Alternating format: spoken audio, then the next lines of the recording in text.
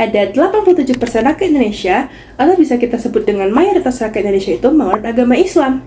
Dan gak heran juga kenapa Indonesia terletak di peringkat pertama dengan penganut Islam paling terbanyak di dunia. Ada 4 teori yang menjelaskan bagaimana sih masuknya Islam ke Indonesia. Yang pertama, ada teori Gujarat. Yang kedua, ada teori Mekah. Yang ketiga, ada teori Cina. Dan yang keempat, ada teori Persia. Ayo kita bahas satu-satu. Teori Gujarat.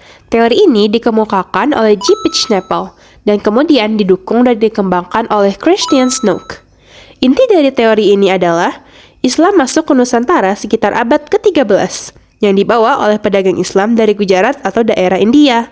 Ada 2 bukti tentang teori ini. Yang pertama, batu nisan Sultan Malik Al-Saleh, yaitu seorang sultan dari Samudra Pasai, memiliki kemiripan dengan batu nisan terdapat di Gujarat.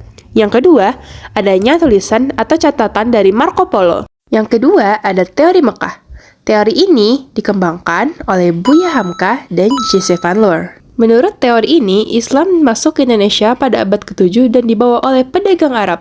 Pedagang Arab juga melakukan pernikahan dengan penduduk setempat, sehingga agama Islam semakin menyebar.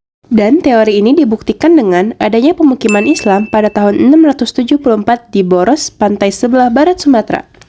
Dan bukti yang kedua, Sultan-Sultan Pasai menggunakan gelar Amalik, itu gelar yang ramai dipakai di Mesir pada saat itu. Dan yang ketiga, ada teori Cina. Teori ini dikemukakan oleh Slamet Mulyana dan Sumanto Al-Qurtubi. Menurut teori ini, Islam dibawa oleh para perantau dari Cina, terutama melalui migrasi Muslim Cina pada masa dinasti Tang. Teori ini didukung dengan banyaknya masjid tua di Indonesia yang memiliki arsitektur bergaya Tiongkok.